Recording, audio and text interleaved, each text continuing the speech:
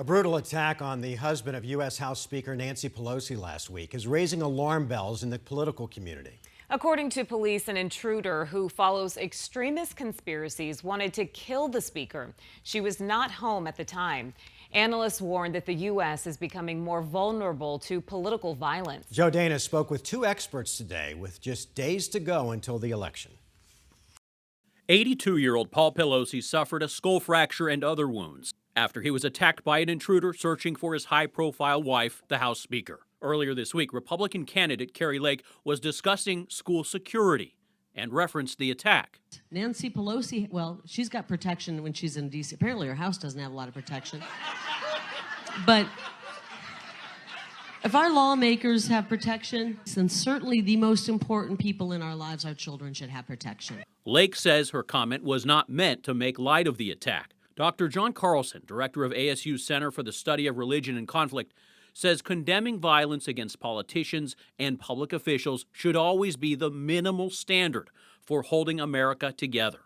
So when there is violence, or when there's tolerance of violence, or joking about violence, that shows that we are encroaching very, very closely on losing that minimal standard.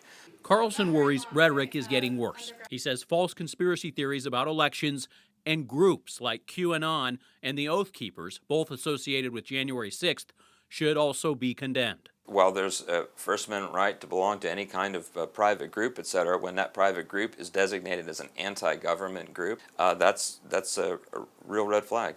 Secretary of State candidate Mark Finchem and state legislator Wendy Rogers have aligned themselves with the Oath Keeper movement in the past.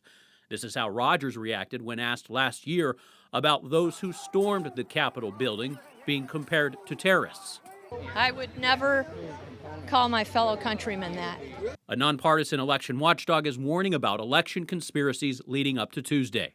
The false information that is being distributed not only about how our elections are run, but the election officials who are running them, has resulted in threats against our election officials. And this has been a very public concern in Arizona. In Arizona, we've got a great history of statesmen who, like, say, John McCain, who took the microphone away from someone in a famous no ma'am moment, as it was once called.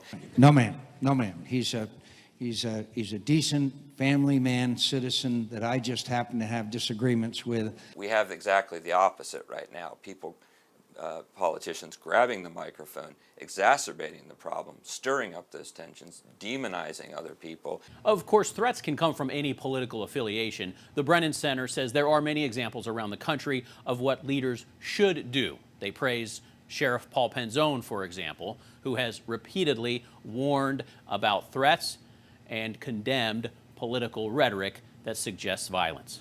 Joe Dana, 12 News. Joe, thanks.